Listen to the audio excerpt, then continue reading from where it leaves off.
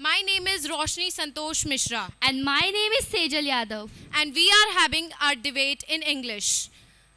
Early to bed and early to rise makes a man healthy, wealthy, and wise. But what if the call to rise comes so early that the body is half asleep and mind still dreaming?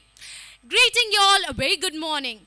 Today, I firmly stand in support of changing school timings because education is not about attendance, it is about understanding, growth, and well being. Today's students face academic pressure, tuition classes, competitive examinations, and constant digital exposure.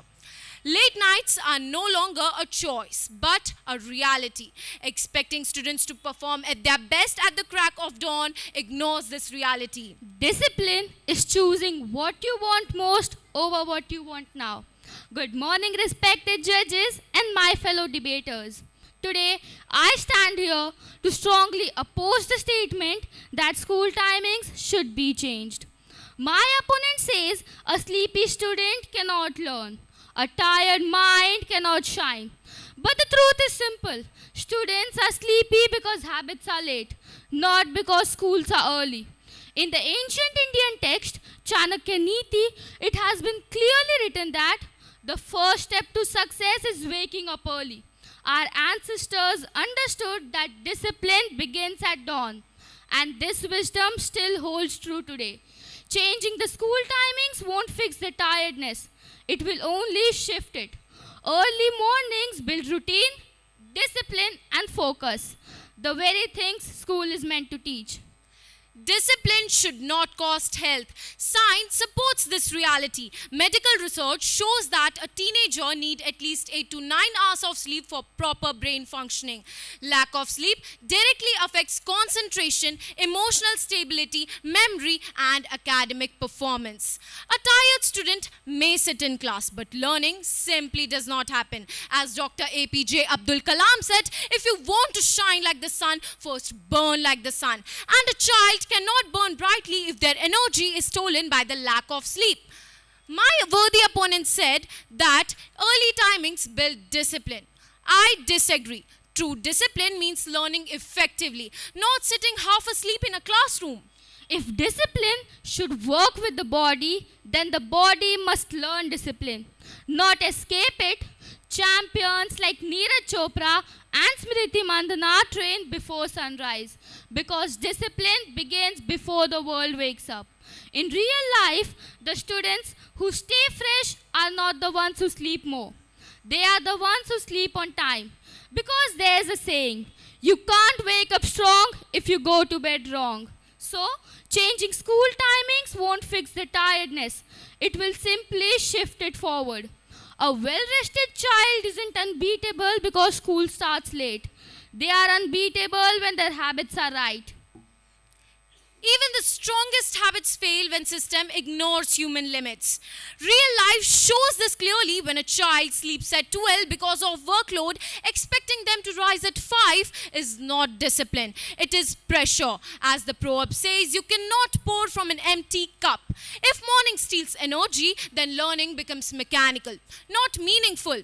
As Baba Sahib Ambedkar taught us that education must uplift, not exhaust. So, changing school timings doesn't shift tiredness, it prevents it because a well-rested child does not escape discipline. They excel because of it. Even the strongest habits fail when the system ignores human limits. But the real question is, who builds the routine? A student who manages homework, activities, and sleep learns discipline no matter when the school bell rings. As Albert Einstein said, education is not the learning of facts, but the training of the mind to think. So, shifting school timings doesn't make students stronger. It delays the very challenge they need to face. In conclusion, I firmly believe that changing school timings is not about comfort. It is about creating an environment where students can truly learn, grow, and succeed. I would like to share a quote by Dr. APJ Abdul Kalam. Learning gives creativity. Creativity leads to thinking. Thinking provides knowledge and knowledge makes you great. So let us ensure that our education system allows the students the clarity of mind needed to achieve the greatness. Discipline isn't built by giving comfort. It's built by learning to rise and face challenges. Changing the school timings doesn't create achievers. It delays the very lessons that teach resilience. A system that shapes habits, focus, and consistency produces winners. Not shortcuts, not later bells. And as I conclude, remember this: success doesn't wait for convenience. Greatness isn't found in comfort.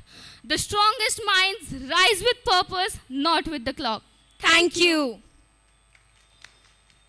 I just want to ask you one thing to both of you that are you traveling by, what is the distance between your home and your school, both of you? It's around 800 meters. 90 kilometers. Wow. What? 900, I guess. What? 900 kilometers? Meters. So, do you think that private transportation or a public transportation might be the one of the factor for a school timings? Private transportation.